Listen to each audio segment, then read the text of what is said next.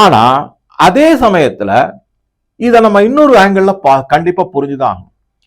அரசாங்கம் இதுல விழிப்புடன் செயல்பட்டு இருக்க வேண்டும் என்பது நிதர்சனமான உண்மை. அவங்க கொஞ்சம் தவறிட்டாங்க.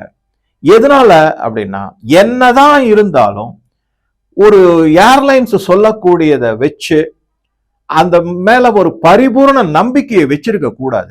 அவங்க போய் செக் பண்ணி இருந்திருக்கணும். இவங்க சொல்றதெல்லாம் சரியா, லிஸ்ட் கொடுங்க, எத்தனை பைலட் ரெக்ரூட் பண்ணிருக்கீங்க, என்ன செஞ்சிருக்கீங்க, எல்லாத்தையும் கொடுங்கன்னு கேட்டு வாங்கி அதை சரிபார்த்து இருக்கணும். வெரிஃபிகேஷன் இன்ஸ்பெக்ஷன்லாம் செஞ்சிருக்கணும். அதை செய்யாமல் விட்டது அரசினுடைய மிகப்பெரிய தவறு. அதனால அரசாங்கமும் இதற்கு பொறுப்பாகிறது அப்படிங்கிறது என்னுடைய பார்வை. என்னதான் நீங்க சப்பக்கட்டு கட்டினாலும் அரசாங்கம் கண்டிப்பாக இதுக்கு பொறுப்பேற்க வேண்டும். சரி, இதுக்கு நடுவில் எந்தெந்த மாதிரி பிரச்சனை எல்லாம் உருவாக்கணும். இந்த பல விமான சர்வீஸ் சேவை உங்களுக்கு ரத்து செய்யப்பட்டதுனால டிமாண்ட் அதிகமாயிடுச்சு.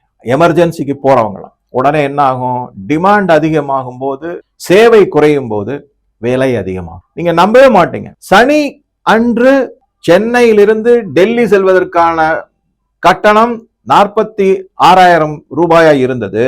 அதே ஞாயிற்றுக்கிழமை காலையில 82,000 ரூபாய் ஆயிடுச்சு. கொள்ளை அடிச்சிருக்காங்க. இதை தவிர இந்த ஸ்ட்ராண்டட் பேசஞ்சர், அதாவது தடுமாறி அங்கே தங்கி விட்டவர்கள், அவங்க என்ன செய்வாங்க, அவங்க சொந்த ஊர் வேற எங்கேயாவது இருக்கும், தங்குவதற்காக ஹோட்டலுக்கு போயிட்டாங்க. ஹோட்டல்லாம் 5,000 ரூபாய் இருக்கக்கூடிய ரூம் வசதியான வாடகை 4 மடங்கு 5 மடங்கு உயர்த்தப்பட்டு, ஆக மொத்தம் பொதுமக்கள் எந்தெந்த மாதிரி அவதிக்கு உள்ளாயிருக்காங்கன்னு பாருங்க. ஒண்ணு விமான சேவை கட்டணங்கள் 8,000 12,000 போகக்கூடிய விமான சர்வீஸ் எல்லாமே 80,000, கிட்டத்தட்ட 10 மடங்கு 8 மடங்கு அதிகரிச்சுள்ளது. அதே மாதிரி ஹோட்டல்ல இருக்கிற ரூம் வாடகைகள்லாம் 4 மடங்கு 5 மடங்கு அதிகரிப்பு. எப்படி சமாளிக்க முடியும் சாதாரண மக்களால?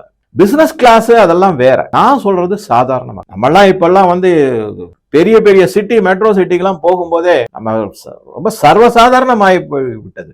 விமான பயணம் அப்படிங்கிறது மிக சர்வசாதாரணமாயிடுது. சென்னை டு மதுரையோ திருச்சியோ போனீங்கன்னா அந்த விமானங்கள் எல்லாமே ஃபுல்லா போகுது.